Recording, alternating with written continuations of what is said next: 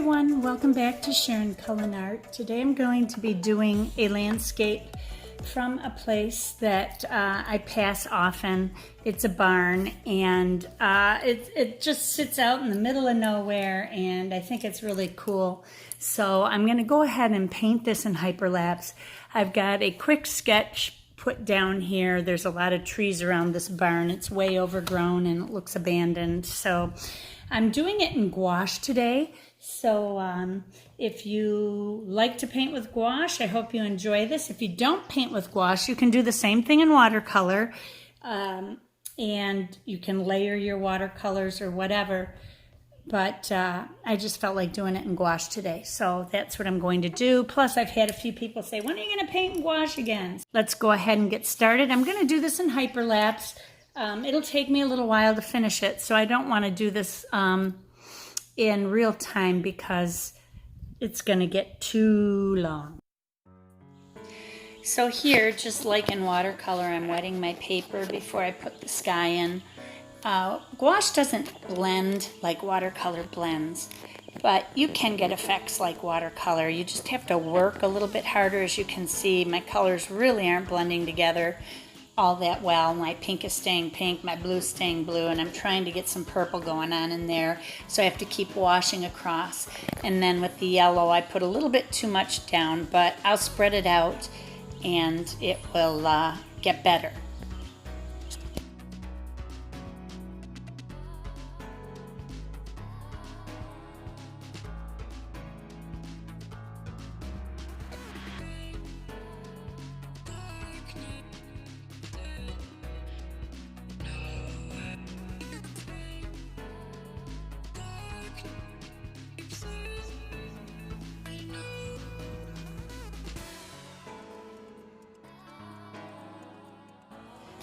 Now I'm just mixing up my green. I used a little bit of, I don't know, my middle value green. I can't remember if that's olive or what it's called. It's by Winsor & Newton. And then I mixed in some of my warm yellow, the same yellow I used in the sky. This is just an underpainting for my ground because later I'll be dry brushing my grasses in. And now I'm starting on the distant trees, and I had to remind myself that, oh yeah, gouache gets darker when it dries because it's been a long time since I've used gouache, and it's hard to get in that mode sometimes, at least for me it is.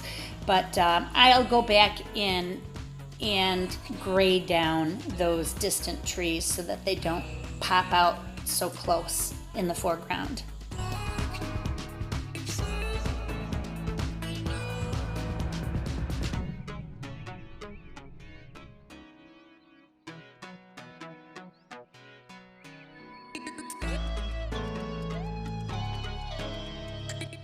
Now I actually went over them with a gray that I have, and that really helped to gray it down. You can mix your own grays if you'd like. I just have a couple of different grays. One is by Holbein. It's a ash blue gray, which I really like a lot. And then it's actually in the palette above. You can see how blue it is. But the one that I used on the trees was just a neutral gray, or I think it's called Neutral Gray, and it's by Winsor & Newton.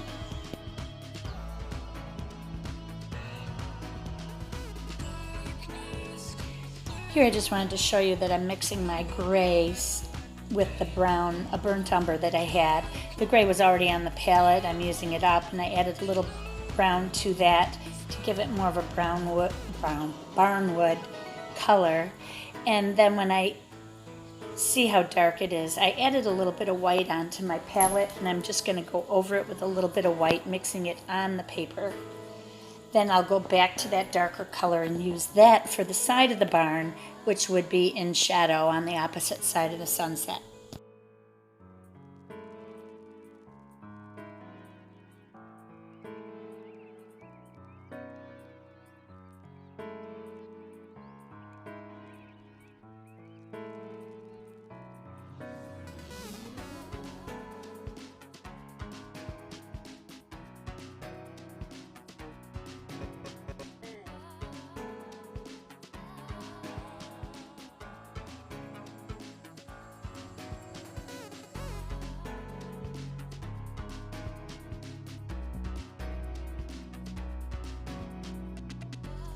There's no need to bring those lines all the way across. As you see, I'm kind of stopping them and then I'm blurring them out a little bit. They don't need to be straight, perfectly straight, and I think that gives them more character, and they don't have to go all the way across. You can just give the impression of those slats of the siding. My indigo blue I thought was black, so I had to mix my black there. I just mixed my indigo blue with a little bit of red and a little bit of yellow, very little yellow, and that made the black. Now I'm moving on to the trees around the barn, and they'll start out a medium green, and then I'm going to give them some blues to darken the under branches, and then later a little bit of yellow to brighten them where the sun is hitting them.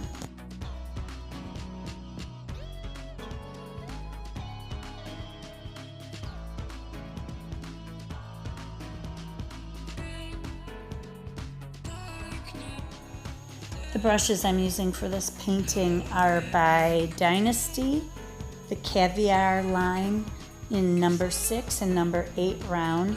I believe these are supposed to be an imitation squirrel. They're really not, but they are a nice synthetic brush. And then the other one that I'll be using later, just for a few lines, is my Da Vinci Cosmotop Spin script brush or liner brush in a 3/0. That's 000. Then the brush I used for the sky was from the Silver Company. It's my Kolinsky Sable number 14, which is a 1/2 inch wide.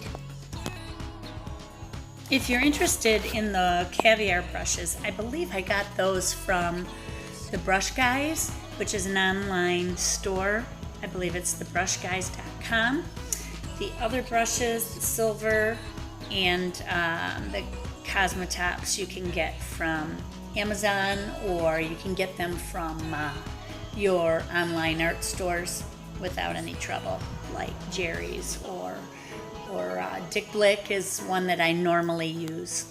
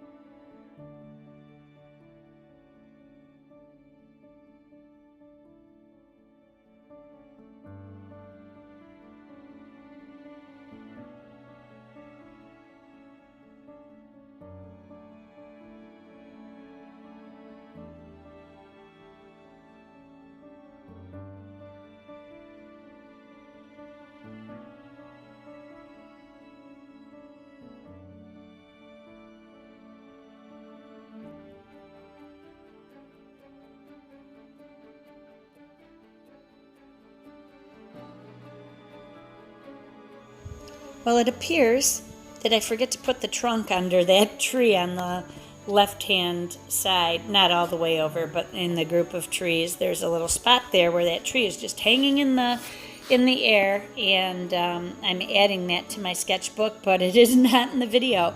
So, things happen.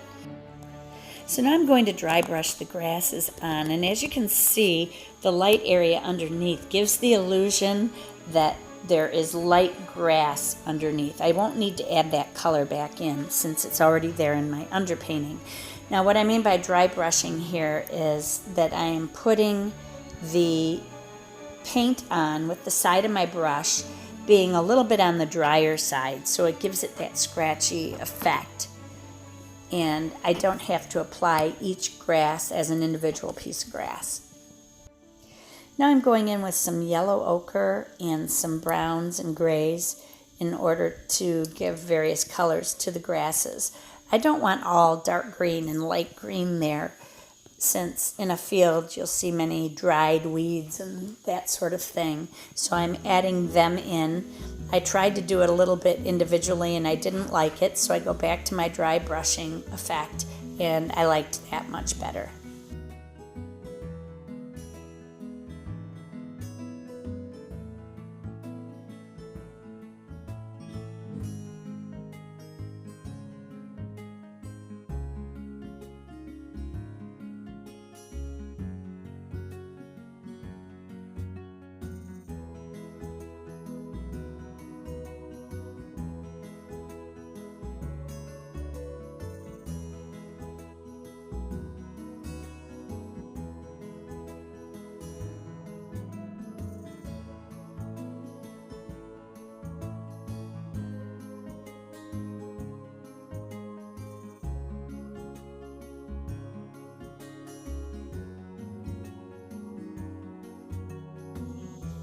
Now the little spots that you see me putting in just a minute here are just a little bit of the orange color from my sunset that I wanted to show through some of the branches on the trees. So I'm just putting them in after the fact. I did leave a few white spots so that I knew where I wanted to put them, but I'm just adding a few in here and there, not a lot. I want it to look natural where the sunlight is kind of peeking through the trees.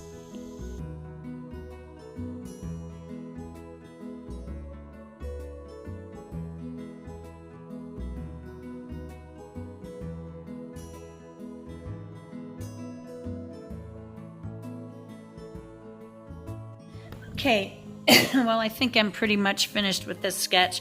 This I just did in my nature journal. So I hope you all enjoyed it. And remember, be courageous, paint with wild abandon, and most of all, be kind to each other. Now I'm going to just go ahead and write a little note in here so that I remember where this was, and then I'll be all set. Take care, everybody. Bye-bye.